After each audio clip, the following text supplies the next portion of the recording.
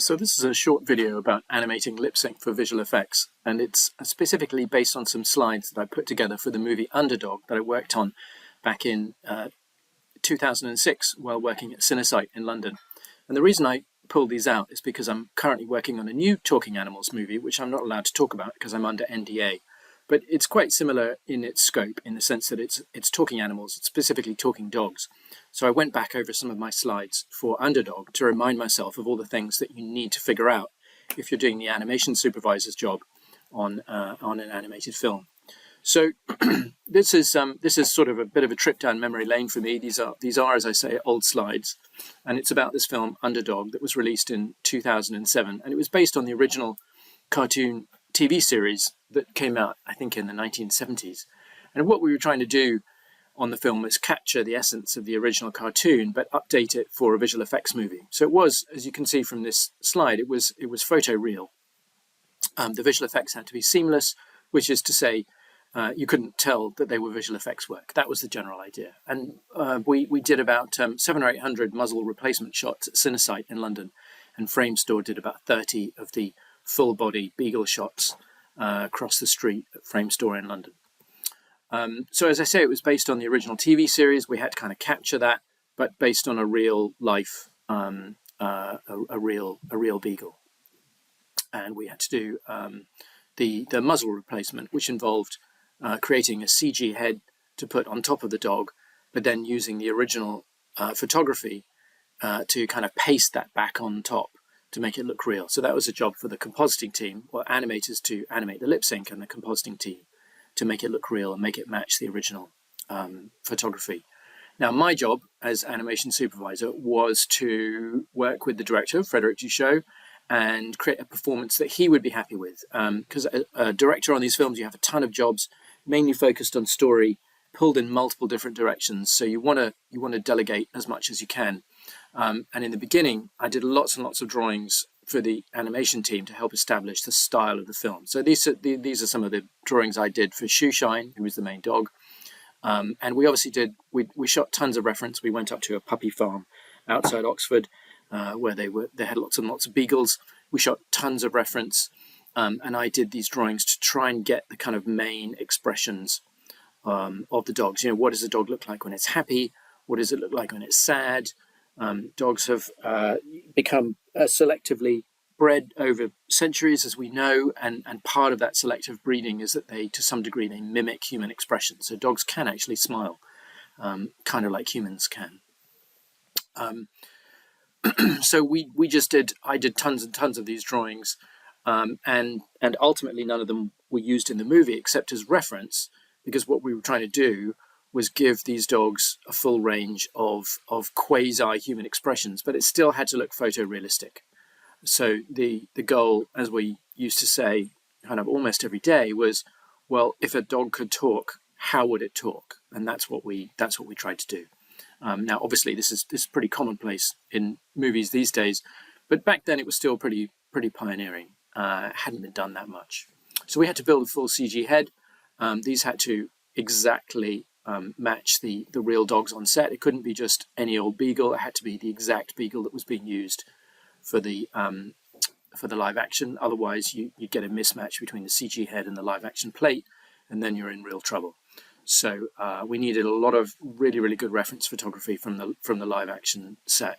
You need reference for modeling, you need reference for texturing, and you also need reference for the animation. Now, if you're going to make a dog actually talk on set, what you do is you give it peanut butter, and then it will kind of lick its lips, and then you can start to see how its mouth deforms. So we became pretty much experts on doggy facial expressions, and how the dogs would make different kinds of expressions, because you don't want it to. It needed to look exactly real, and so we actually built the rigs in order to be as close as possible to an actual dog's anatomy, and that meant mimicking the real muscle system as far as we could. So that was quite a complicated job, because you had these different blend shapes to mimic different muscles, and then if you fired two or more muscles, that would create a combination shape. So the kind of blend shape hierarchy was really quite complex, and modeling, rigging, and animation all had to work together to make it as realistic as possible. And it was quite a complicated job. And, even so on production, we were still being asked to produce mouth shapes that we hadn't necessarily foreseen when we were doing the build. But there were also cases where we would go beyond the dog's muscular system. Dogs don't really have eyebrows, for example. Humans obviously do have brows. Our brows are very, very expressive. But we basically sort of pretended that the dogs had human-style expressive eyebrows in order to give them eye expressions. So the final rig ended up being a sort of mixture of human shapes and also canine shapes in order to give it that full range of expression. So these are the drawings I did back in the beginning. So you've got happy shoe shine, smiling with a closed mouth, smiling with an open mouth. All of these things were done, and all of these things used as reference for the creation of blend shapes, and also to get these approved by the director, so that we're not going beyond what he's looking for. In the beginning, the animation style was quite kind of understated, but as often happens on films, when the studio gets involved, they often want more, they want it bigger, they want it more kind of crowd pleasing. So we did end up pushing a lot of these shapes even further than we had anticipated in the beginning. But you can see here the worried one, you're definitely getting into the brows here. And then you've got your angry shapes where you're starting to create not just mouth wide open mouth shapes, but also a kind of wrinkled brow. You've got to try and anticipate all of the different emotions that the dog is going to have in the course of the film, and try and plan for all of those things. Because what you have to do when you've created your final rig is you do what's called a calisthenics reel, where you kind of go through all of the different positions on the rig in order to show the director, so that the director knows you're going to get the full range of expression on all these animals. Here's one with Shoeshine looking stern. Here's one looking determined, surprised. Again, got eyebrows going on there, or a kind of skeptical look there. And of course, then you've got your kind of animation notes. It's going to be very different. Your lip sync is going to be different on a close-up as compared to a wide shot, where on the wide shot you're going to have to exaggerate it a great deal more because the audience won't be able to see it. But on a close-up, you can make it much more subtle, just like with live action actors as well. And we also had to really make sure that everybody's looking, that the lip sync falls within what Brad Bird used to call the magic circle on the Iron Giant, which is the bit of the screen that the audience is going to be looking at. So you've got to make it nice and exaggerated so everyone can see what's going on. We needed to be able to do very, very exaggerated shapes, wide open mouth shapes, wide open eye shapes, so that you could really hit those exaggerated shapes, and also avoid the kind of clapper look. And you get this with animal lip sync. It can feel very kind of mechanical, very open and shut. So you need your kind of forward and back mouth shapes. The ooh shapes needed to be very, very pronounced, and then the kind of e shapes needed to be very pronounced as well. So you get that muscle and fat moving back and forth in the mouth, so you get that full range of expressions in both wide and narrow mouth shapes.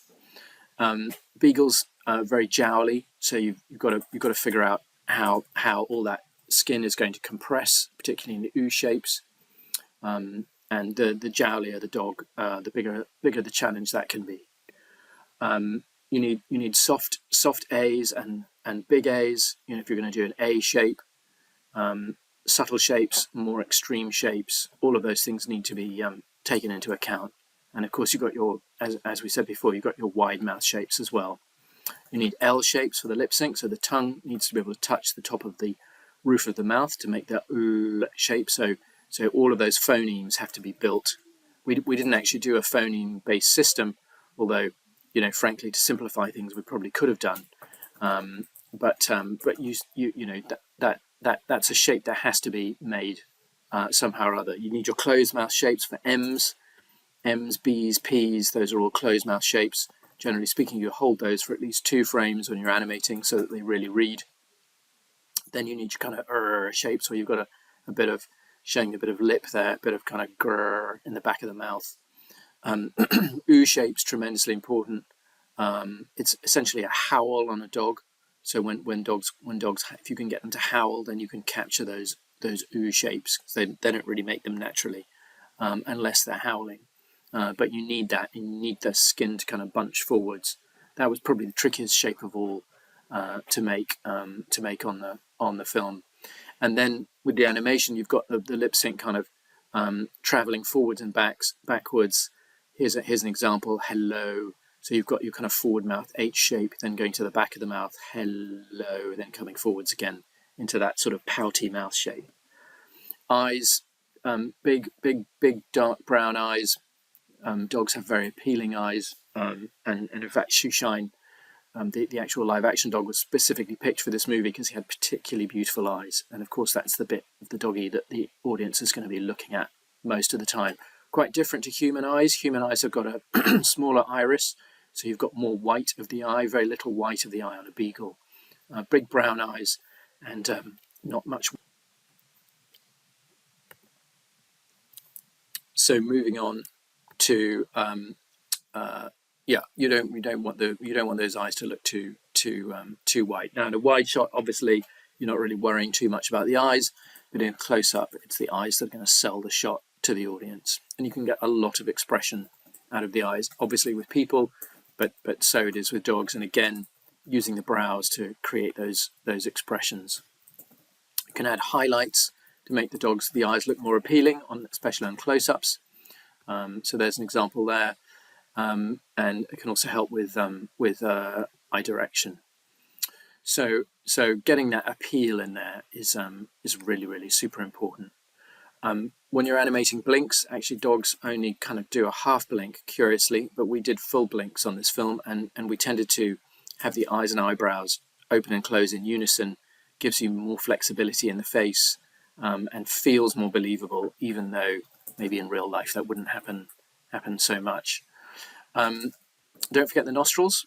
Dogs, of course, experience the world far more by smell and scent than humans do, which means their noses are in constant motion, constantly kind of sniffing out the world. And so their nostrils should be very, very expressive as well. And you've got a kind of relaxed and flared nostril position there, and that needs to be built into the rig as well. And then, of course, we had to do it for all the dogs. So Polly Purebred was Shoeshine's love interest, and she has a sort of soft. She's a King Charles Spaniel, naturally soft, soulful expression. But we had to create all the dogs, and each one of them had to be done individually. There's Polly Purebred, looks a little bit like Goldie Hawn on a bad hair day. So I did expression sheets for all the different dogs on the film for Polly Purebred as much as for the others. I won't show you all of those in this video because you get the general idea. But yes, each dog was a bespoke project all to itself. We also tried to do a little opening credits sequence, which sadly didn't make it into the final film. It was really fun to work on, but we came up against budget constraints, so that one didn't happen in the end. Now the movie it wasn't the smash hit that we'd been hoping for, but we did get some really nice reviews for the animation, and it was a wonderful film to work on. A hugely positive experience for me personally, and I'm delighted to be working with the same director on another film.